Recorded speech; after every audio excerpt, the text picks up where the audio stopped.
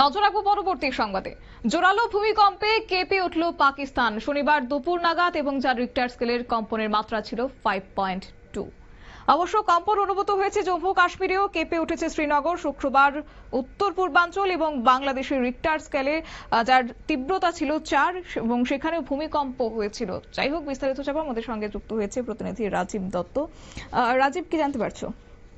দেখো, প্রথমেই বলি যে আজকে দুপুর 1টা নাগাদ পাকিস্তানে এই ভূমিকম্প হয় এবং সেটা জোরালো ভূমিকম্প ছিল, যেটা আমাদের ন্যাশনাল সেন্টার ফর সিসমোলজি যেটা বলছে যে এই ভূমিকম্পের মাত্রা তীব্রতা ছিল 5.3 বলছে, কিন্তু পাকিস্তানের যে national seismic seismic monitoring centre তারা বলছে 5.5।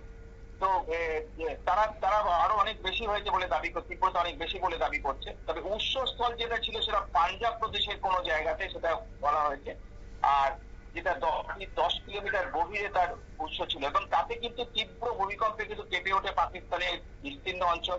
বিশেষ করে চাকুয়াল জেলা, পাঞ্জাব প্রদেশের বিভিন্ন জায়গা, চাকুয়াল জেলা পাশাপাশি জেলাগুলো অবস্থিত, এবং মিলান ওয়ালি জেলা, সেই সঙ্গে খাইবার পাখতুনেও কিন্তু ভূমিকম্প হয়। এবং এই ভূমিকম্পে শুধু ওখানে নয়, আমাদের কিন্তু জম্মু কাশ্মীরেও কিন্তু ভূমিকম্প অনুভূত হয়েছে। সেখানে শ্রীনগর থেকে আরম্ভ করে বহু জায়গায় কিন্তু ভূমিকম্পের অনুভূত হয়েছে এবং পাশাপাশি পাকিস্তানের পাশাপাশি আফগানিস্তানও কিছু জায়গায় এই ভূমিকম্প অনুভূত হয়েছে এবং মানে মানে বেশ জোরালো ভূমিকম্প। 5.5 যেটা পাকিস্তান দাবি করছে, অর্থাৎ সেটা তো অবশ্যই জোরালো ভূমিকম্প। তো এই দিয়ে যদি দেখা যায় যে গত কয়েকদিন ধরে তীব্র ভূমিকম্প হচ্ছে কিন্তু এশিয়া মহাদেশের একাধিক দেশে, তার মধ্যে প্রথম জানো যে সব থেকে বড় ভূমিকম্প 7.7 যেটা হয়েছে থাইল্যান্ড এবং মায়ানমার, সেখানে ব্যাপক ক্ষতিগ্রস্ত হয়েছে ব্যাংকক এবং মায়ানমারে। তারপরে আমরা দেখেছি পরপর কয়েকটি ভূমিকম্প হয়েছে এবং গতকালও যেন যে আমাদের এখানে নর্থ ইস্টে ভূমিকম্প হয়েছে, পাশাপাশি বাংলাদেশে ভূমিকম্প হয়েছে এবং আজকে কিন্তু পাকিস্তানের তীব্র ভূমিকম্প হলো, যেটা দুপুর ঠিক একটা নাগাদ ওই ভূমিকম্পটা হয় এবং তার রিক্টার স্কেলের মাত্রা যেটা পাকিস্তান বলছে 5.5 অর্থাৎ 5.5 রিক্টার স্কেল।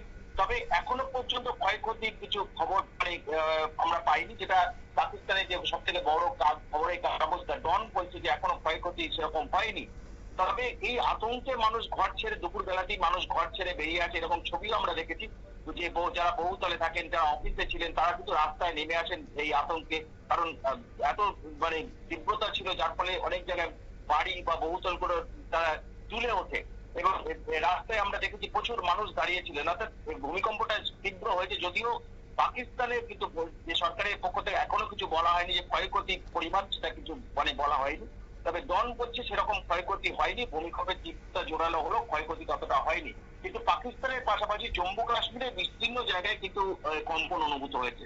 শতাব্দী, ধন্যবাদ।